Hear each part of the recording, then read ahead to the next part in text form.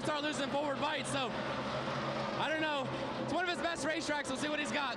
Okay, Matt. Kasey Kahne needs a long run to really show what that 9 car can do. You've got a short run here. Do you have enough time to get up and make a battle with the 2? The car's still tight? Well, it's hard to say. It's a little bit tight this run for some reason, but he's going to give it all he can. We'll see what happens. Hopefully we can get up there. Steve. Tony Stewart on pit road. He thinks he has another problem with the right front. Right side tires for Tony Stewart. Now they'll take 4. Costly pit stop for Stewart. Well, Stewart was running 13th and came out of pit road, replaced that tire. At second place, Kenseth Montoya.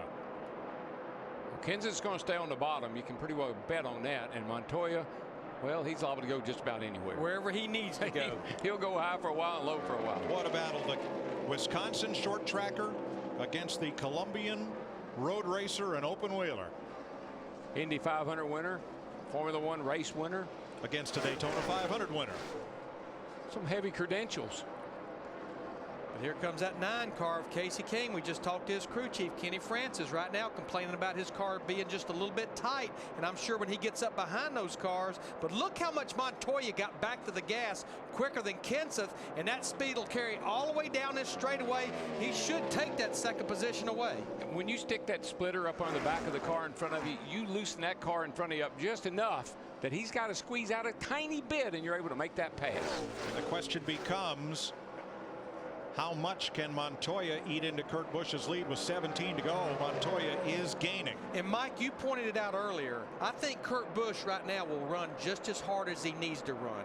He's not going to use his stuff up, even if he lets those guys close on him just a little bit with 16 to go. We've seen guys catch up to him a couple of times today. He was able to kick it up a notch, see if he's got anything left. I hope he has some kick, because he just ran a 31.70 to Montoya's 31.40. That's 3/10, buddy, and that's coming. And here comes Kasey Kahne. He clears Kenseth. That moves him up into the 3rd position, but Kenseth's going to fight back. I am shocked at that 9 car. I thought surely he could just get up there and as good as that car was earlier, almost all day long, really. Kasey Kahne has yet to have a top 5 finish. Man, you catch the leader about 2/10 a lap last lap. Top 5 finish in 2010. He's 23rd in points. Best finish of 9th last week in Vegas. And just think about Montoya. He came here the first. He loved this place. Man, everybody said, can this cat drive a stock car? Well, he proved right here, the 3rd race of the year, 4th race of the year, that he can definitely wheel a stock car. That was 3 years ago. Two top 5s here. We've got 15 laps to go, but right now I think the defining moment was during those green flag pit stops when Steve Addington brought the 2 car in at lap 273. Kenny Francis waited 4 laps. Kahne got the lead through the cycle of those stops. Look at that interval on Montoya, the 2nd place car. That interval right there is shrinking. Not much, a little up, a little down, but it's getting shorter rather than longer. And that 9 car is even a little bit faster than that 42 car right now. Yes, maybe. We've seen this today, that the car out front, Clean Air, has just a slight advantage, and that's all he needs right now. If he can maintain the pace that he's on right now, they can't catch him. 13 laps to go. The biggest resurgence of the day. Kevin Harvick's car was nowhere. It was barely on the 2nd page of the speed chart, which is 21st on back. And look how he has climbed to 11th in these last 70 laps. We've said it about the 48 team. This is how you win championships. Take a bad day. Don't get a big loss. Don't take a big hit. Come home with something that you can build on. I mean, you saw it right there. He's not even been in the top 20 today, and here he is just outside the top 10. He practiced and qualified in the 30s. He'd never been this far up in the field practicing or qualifying. Most of the day looked like he would lose the Sprint Cup point lead. Now looks like he'll carry it on to Bristol, and it'll be the first time in his career he's carried that point lead for 3 weeks in a row. Look at Rogers' boy go. Brad Keselowski, this by far would be the best run he's had since driving this 12 car, 3 or 4 races end of last year and this year. The fastest last lap was Montoya, then Keselowski and Kurt Busch, and now Busch has stepped it up a bit this lap. He's a little quicker than Montoya, a 1/10 of a second. Doesn't sound like a lot, but it can be when you're trying to protect the lead. Hey, you're chasing a champion right here. Don't forget that. He's going to He's going to save a little in reserve. Don't take any more chances. Just bring her home. He's not going to abuse the right front tire or the right rear tire. 10 to go. Good shape. Speeds at the line.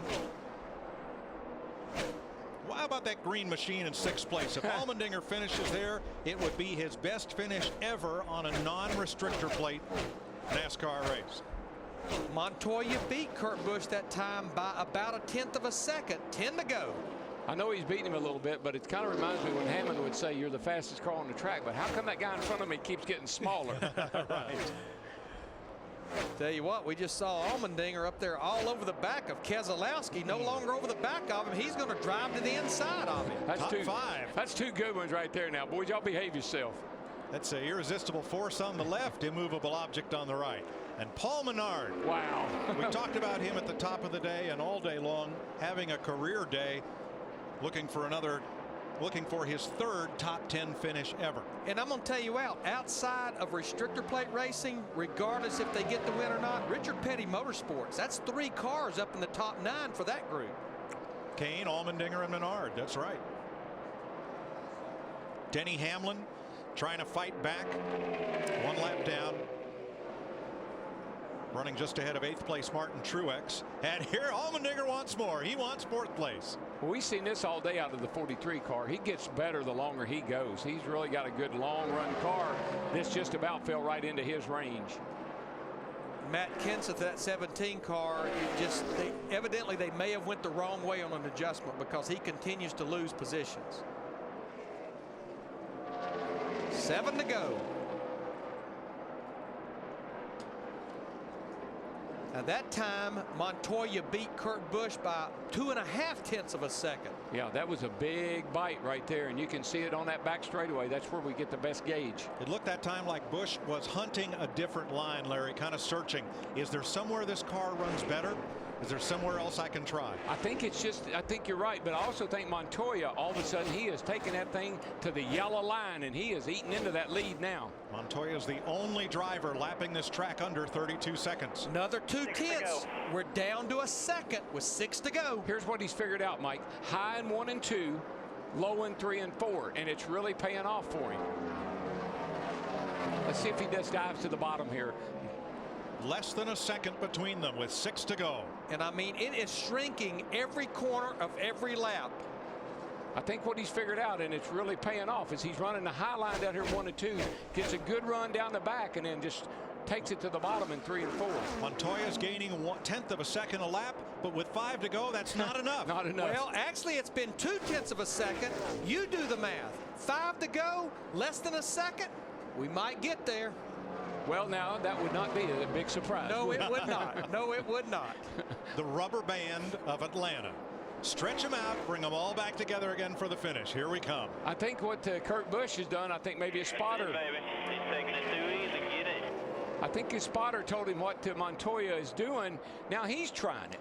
2/10 of a second again, 6/100ths, 4 to go. It's going to be a bumper to bumper, probably front bumpers. We're going to have a little bit of lap traffic up there in front of them. They're pretty scattered out, but they may catch those cars up there. Boy, this is it right here. This is where Montoya really makes up huge amounts of time. Montoya, boy, he's struggling. Searching his Put that first pressure on him now. 3 to go. first oval track win. He won it in Infineon 96 races ago on the road course. And who half do a you... second. And the 99 has turned over Brad Keselowski. And we have a caution. My goodness. I don't know if I'm okay. Keselowski was on track for a 6th place finish. Boy, and we're told there was contact between Edwards and Keselowski. And have we seen that somewhere once before? Talladega last year and early in this race at lap 41. A little crossover move here by Carl. Clean here, clean here. Just slight contact. Oh, look at that thing go. That looks so much like Edwards' turnover at Talladega off the bumper of Keselowski. It really did, and I'm so wondering and hoping that when they put the spoiler back on these cars, they'll quit turning over like this. Keselowski's